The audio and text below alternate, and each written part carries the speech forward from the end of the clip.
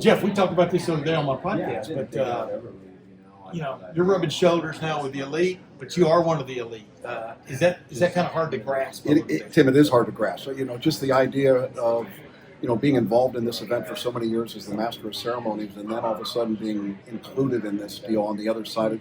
I have sat up there on the stage and seen men and women that have achieved so many things that I'm just blown away with athletically or academically, be humbled by tonight.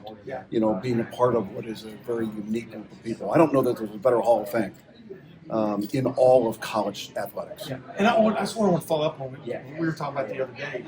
You've been part and parcel to building this thing, to making it this Hall of Fame what it is. I mean, I know you feel good about what you do on the football field, but do you feel feel good about what you've done behind the scenes in that regard? Yeah, I do.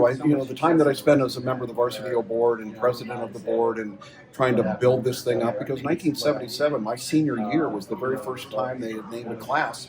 But they didn't know what to do with it. They didn't have anything. So by the mid-'80s into the '90s, we decided to make this a very special event, and it's grown into something that I think is absolutely incredible. Now you're at nice jackets and everything. How about this? Yeah. Not the gold jacket you get in Canton, but it's damn close. Or the green one at the Masters. There you go. Who's the guy? We talked about this. Who's that guy in this room that really just not takes your breath away? That's not the right way of putting it. But wow, you're going in with this guy. You know what I mean? I know everybody here, like Kyle and everybody else, has great achievements and stuff. But here's Greg Odenstein over. He played here 1 year, but he was famous. You know what I mean? It's Hall of Fame, right?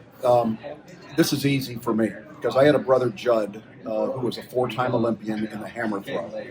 And he was in awe of the fact that I played football at Ohio State.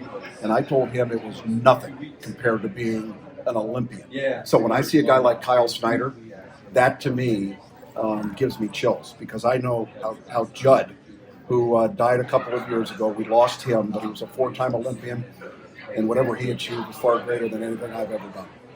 Jeff, you've had the opportunity to tell plenty of people that they were going in the Hall of Fame. Who told you that you were going in the Hall of Fame? I got the call from a board member for Varsity O, and I got to be honest with you, when the call first came in and I saw the name, I was at home. I was kind of busy doing nothing, but I just let it go to voicemail because I figured all they were doing was calling to see if I was going to be available to MC again in 2024.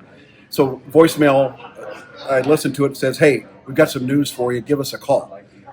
Still stupid. I call them back, and they gave me the news, and I was like, "You've got to be kidding me." I apologize for not taking the call at first, but this is absolutely amazing. So, I asked them, I said, "Who can I tell?"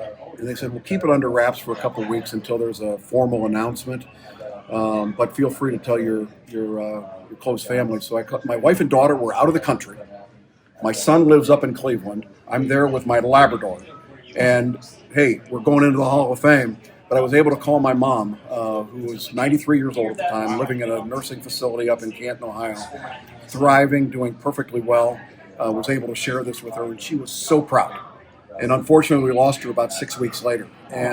But the moment that I had to spend with her to tell her what was going on, she couldn't have been prouder. I'm just so happy that I had that opportunity to share it with her. I'm sure a night like this brings back a lot of memories. Is there any one particular memory from your Ohio State career that just resonates in your mind? Probably the first game I got to start, because nobody believed there was going to be life after Archie Griffin. And they had reason to believe that. I mean, 2 Heisman trophies, you got to be kidding me. Nobody's going to be able to do that again. And I wasn't expecting to, but I knew it was my turn, my time in that first game, 1976 against Michigan State. And I went off and had a pretty good game, had 3 touchdowns and a punt return for a touchdown. And I don't know if we silenced the critics, but we did give people hope that there was going to be something after Archie. What was it like to know you were going to follow? He was already an icon. Yeah. What was that like? I mean, people talk about following quarterbacks, but you were following Archie Griffin. He was such a mentor and a light giver to me.